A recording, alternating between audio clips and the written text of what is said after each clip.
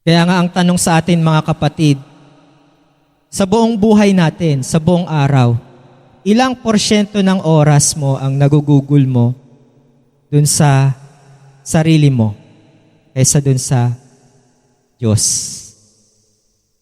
Diba tayo, isang araw, trabaho, gawaing bahay, shopping. Yung iba, movie marathon. Yung iba, gaming. Yan. Zumba. Kaya bang tapusin yung Zumba po na isang araw? Hindi, yung marami tayong inilalaan na oras, di ba mga kapatid? Investment sa buhay natin. Pagdating sa sarili natin, minsan nga may insurance tayo para sa sarili din natin. Mapagandaan yung maaring mangyari. Pero, tinatanong tayo dito ni Santiago, ano ka ba? Kaibigan ka ba ng Diyos o kaibigan ka ng sanlibutan? Mas marami bang porsyento ng buhay mo o ng buong araw na mas lamang yung sa Diyos at mababang porsyento lang yung sa sarili? Maganda rin na masalamin natin yung ating mga buhay kasi tayo, abala tayo, di ba, sa mga ginagawa natin. Pamilya pa lang, ang dami ng aalagaan. Ang dami ng pakakainin kung tatay ka. Kung nanay ka naman, kailangan na gampanan mo yung mga tungkulin mo bilang nanay doon sa mga anak mo. Marami tayong ginagawa. Pero ang tanong dito, yung oras ba natin, yung lakas ba natin na ginagamit para ba sa sarili natin yon o doon sa Diyos? Bakit ba tayo nagtatrabaho? Bakit ba tayo nag-aaral?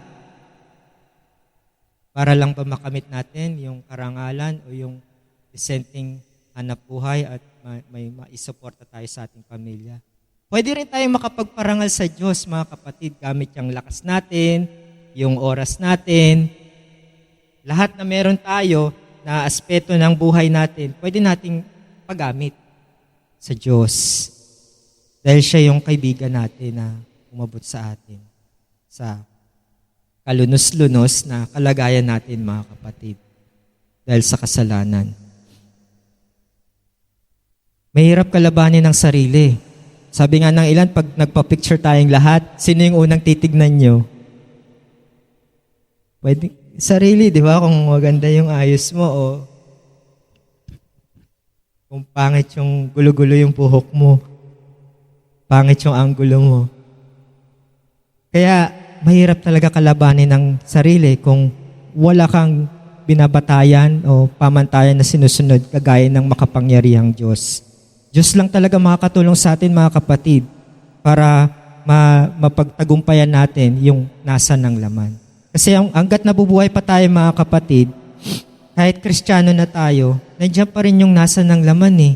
Pwede pa tayong ma-impluensya ng daigdig o maski ng sarili natin. Pero nabayaran na yung kasalanan natin. Salamat sa Panginoong Hesus sa malawak niyang biyaya. Pero nakakalungkot lang na pag nasusuri natin yung ating pamumuhay, personal, bumabagsak talaga tayo sa kasalanan. Pero hindi nakagaya nung dati na hindi natin kilala ang Diyos na yung masayang ginagawa natin, hindi tayo nalulungkot, hindi tayo namimigati. Yan yung kasunod na talata na pag-uusapan natin dito sa Santiago, Kabanata 4, talata 7 hanggang 10. Hindi tayo nalulungkot kapag nakagawa tayo ng kasalanan o nasunod ko na naman yung sarili ko, hindi tayo nalulungkot. Pero ngayon, nalulungkot na tayo. Yun yung magandang bagay, mga kapatid, dahil meron tayong Espiritu Santo na nananahan sa atin, na nagpapaalala sa atin. Kaya mahalaga yun, mga kapatid, na malaman natin na isa pala sa kaaway ng Diyos ay yung mga maibigin sa sanlibutan, kaibigan ng sanlibutan. At hindi lang yan, mga kapatid, dagdagan pa natin.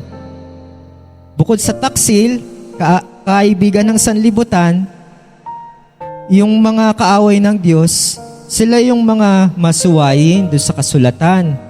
Sabi doon sa talata 5, huwag ninyong ipagwalang bahala ang sinasabi ng kasulatan. Pag sinabing ipagwalang bahala, dahil nga sarili yung nasusunod, wala akong paki dyan sa salita ng Diyos, sarili ko ang nasusunod.